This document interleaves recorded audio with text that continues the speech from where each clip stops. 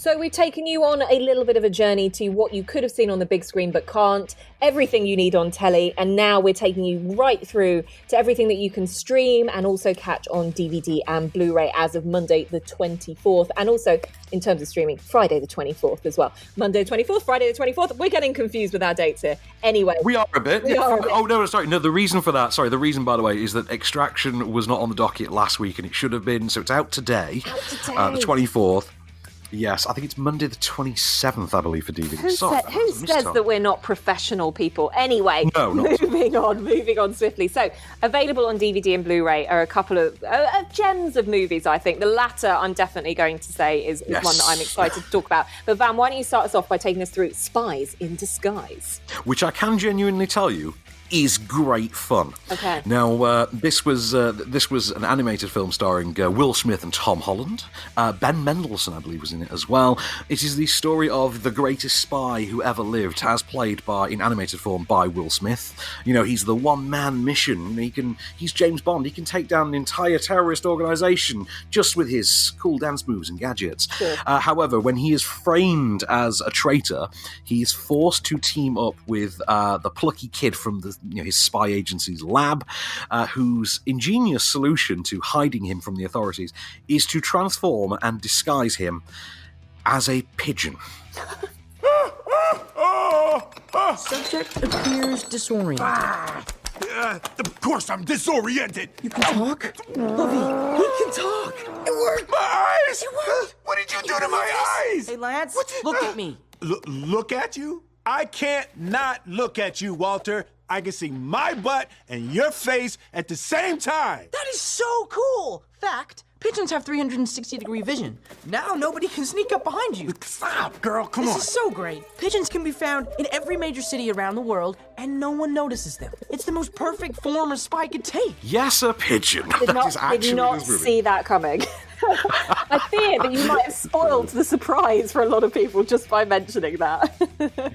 It's absolutely bonkers, but it's such a great time. It has a lot of fun with the mechanics of the spy world. It goes for quite a broad technical adventure for the kids. There are enough spy gags in there, actually, to entertain the adults, the parents quite a bit as well. I took my flatmate to the multimedia screening of this, and we had a whale of a time. Just two grown men, enjoying it. And that's the thing, is that it's so important to be able to have that adult humour in it, so that for all the parents having to be dragged to the cinema by their little ones are thinking, do you know what, it's fine, I can deal with this. And I always benchmark it against something like Zootropolis, and I mention that time and time again, but that for me is just really, it's really up there. So how does this kind of gauge against something like that?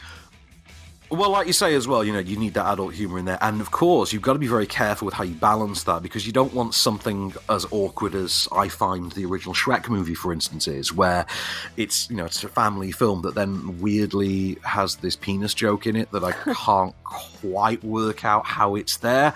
But anyway, don't get me started on Shrek, because that movie is all sorts of flawed when you even begin to look at it. But I think this is very well balanced. I think this is perfectly done. And if you really start to look into it, there's some... they don't shy away from some of the really nastier aspects of espionage. Oh, interesting. Well. Oh, that's good. So you've got to be quite eagle-eyed to kind of see some of those more adult themes that run through it.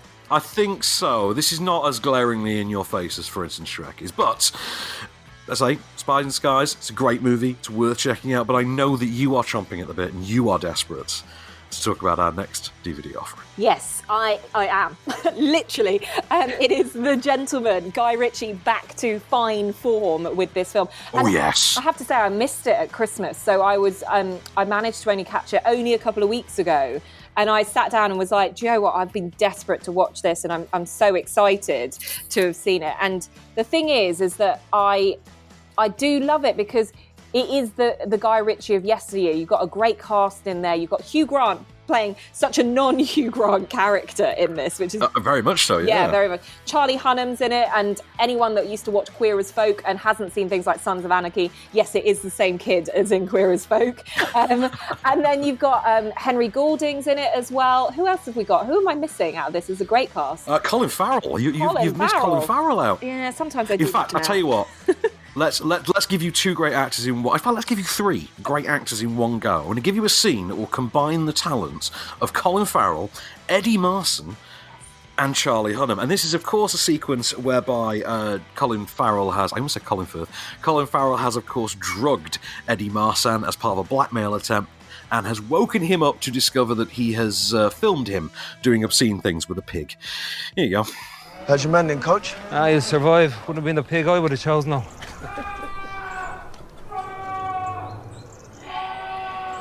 You know what bit that is?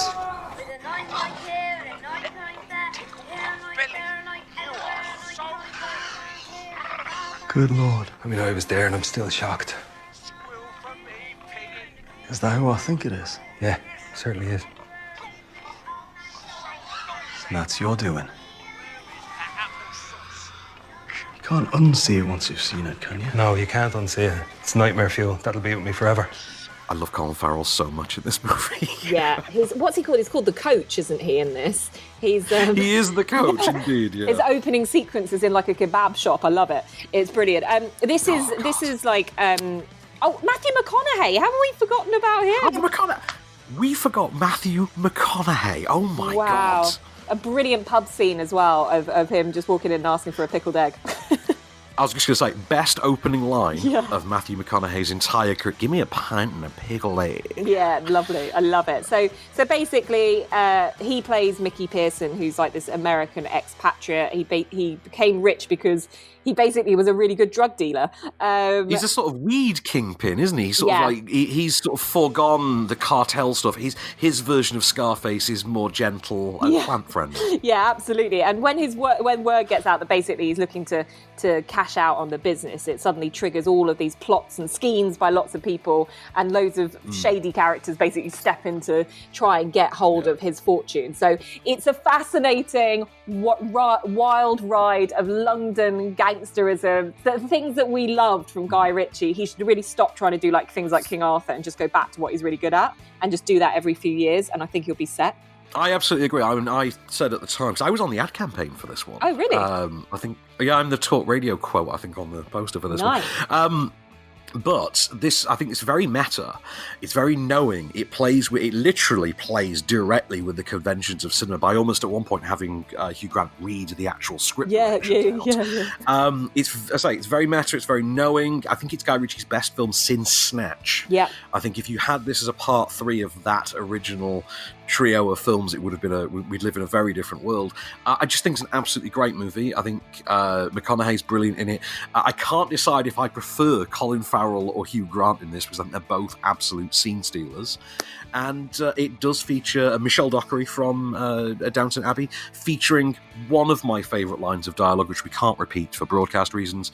One of my favourite lines of dialogue, very big fan. I gave this 2 thumbs up at the time. I would again. I think it's tremendous. Oh, well, there you go. Well, what a recommendation from both of us for that. Definitely worth watching.